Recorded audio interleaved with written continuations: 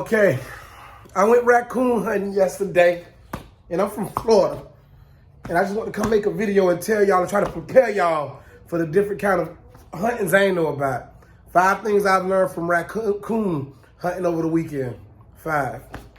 Number 1, raccoons fight back. I've seen movies, I've seen TV shows, I've seen episodes where raccoons will sneak up on somebody and they'll fight back. But raccoons jump at you. And if raccoons jump at you and touch you and kind of scratch you, you feel like you need a tetanus shot right there on the scene of the crime. Raccoons will not lay down. Raccoons don't just run and hide and scurry. There was a raccoon yesterday on a branch willing to die for his homeboy that was behind me to jump on the back of my neck.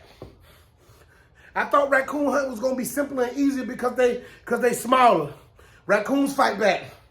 Number 2, if you hunting raccoon, possum, squirrel, rabbit, whatever you hunting that's small, bring you a 22 or a rifle. Do not do the rapper thing like I did and bring you a 45. All the music I listen to, they keep their 9, they keep their 45. I'm like, that's all I'm gonna need in these woods. Sometimes the 45 got too much kick-cat. When you pop, and it ain't nothing that'll hold you up. You get you something like a 22. You get you something that's steady like a rifle. You get you a 45, you ain't gonna be hitting nothing but air and despair. Cause I ain't even no hunter. He got me out here in the woods. He let me bring the 4.5. He got 2 or 3 extra rifles. He could have let me use his. He didn't. And I ain't hit nothing.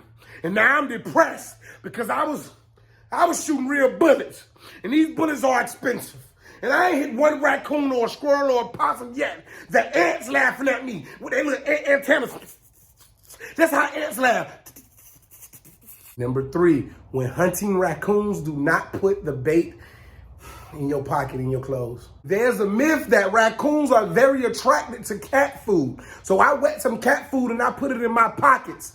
And I didn't realize that I should have just thrown the cat food around the areas that we were hunting, and you sit back and you let the raccoons come to the food. I kept it on me. I smell like a mermaid's vagina after we was done raccoon hunting. This didn't work. I believe the raccoons was in the trees like laughing at me with the big old black spots around his eyes. If I would have known that you could just drop the stuff like little booby traps around the jungle, the forest, the woods, wherever we was in LaBelle, Florida, then I would have left it alone, but I did not. I kept it in my pockets because I felt like as soon as I see a raccoon, you take the stuff out and you throw it, then the raccoon automatically, magnetically just come to it, but that's not the case. If you are going hunting for raccoons, be sure to take all bait out of, don't put no bait in your clothes because that's just stupid.